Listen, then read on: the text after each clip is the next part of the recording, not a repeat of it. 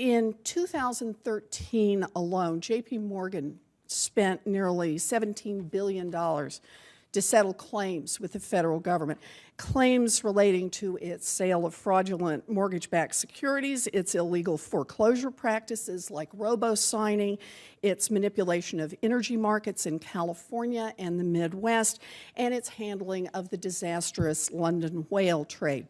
And at the end of the year, JP Morgan gave its CEO, Jamie Dimon, a 75% raise, bringing his total compensation to $20 million. Now, you might think that presiding over activities that resulted in $17 billion in payouts for illegal conduct would hurt your case for a fat pay bump. But according to the New York Times, members of the JP Morgan Board of Directors thought that Jamie Dimon earned the raise, in part, and I'm quoting here, by acting as chief negotiator as JP Morgan worked out a string of banner government settlements. I think this raises questions about whether our enforcement strategy is working, or whether it's actually so bad that we're making it more likely for big banks to break the law. Neil Weinberg, the editor-in-chief of the American Banker magazine, said that in the current environment, quote, bank executives would be crazy to hold back.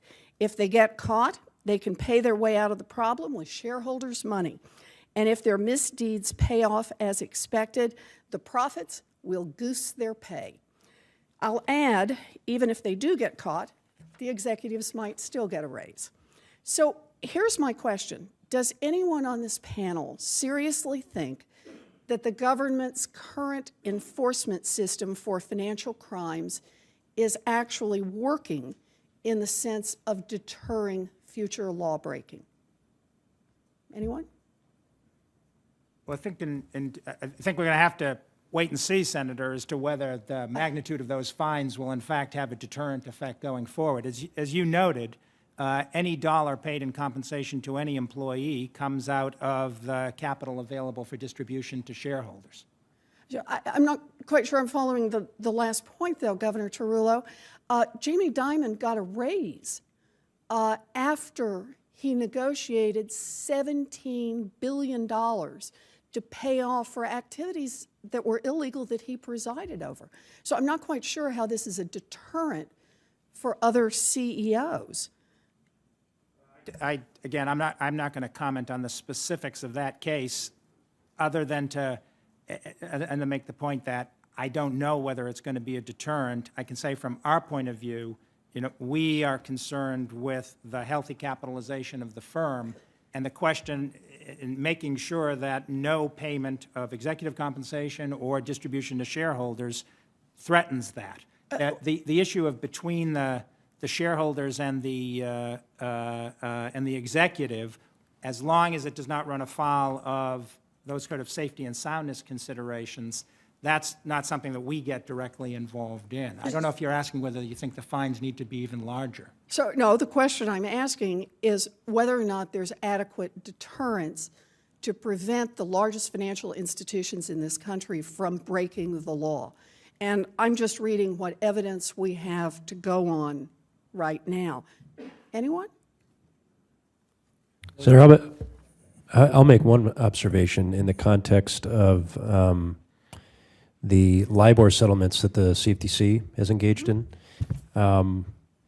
It's been brought to the attention of the agency that a lot of modifications of behavior have resulted as in the wake of those settlements and in the wake of those enforcement actions, which collected more than $1 billion for the taxpayer. I'm not suggesting that there might not be other ways to enhance our enforcement program or the enforcement program of other regulatory agencies, but there does seem to be some modification of behavior that's very, very positive for the markets. Well, I'm glad to see there's some modification of behavior, but we have to worry about this.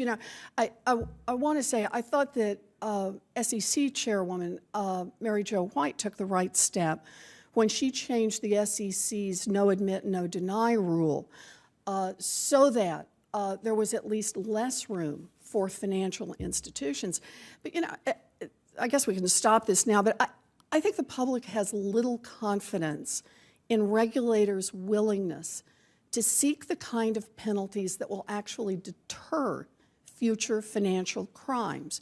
And I don't blame them. I know that many of your agencies have been starved for the financial resources that you need to be aggressive in your enforcement actions. I know it's tough to go up against a big financial institution that seems to have unlimited resources, but Jamie Dimon himself said on CNBC a couple of weeks ago that J.P. Morgan could never afford a public trial. He said, I'm quoting here, banks have a very tough time doing that. That would have been criminal for me to subject our company to. If Jamie Dimon sees that he could not go to trial, and it's totally up to him, this should enhance your leverage. It tells me that if regulators are even slightly willing to take a large financial institution to trial, that will have an impact on future behavior of these financial institutions and on the meaningfulness of any settlement.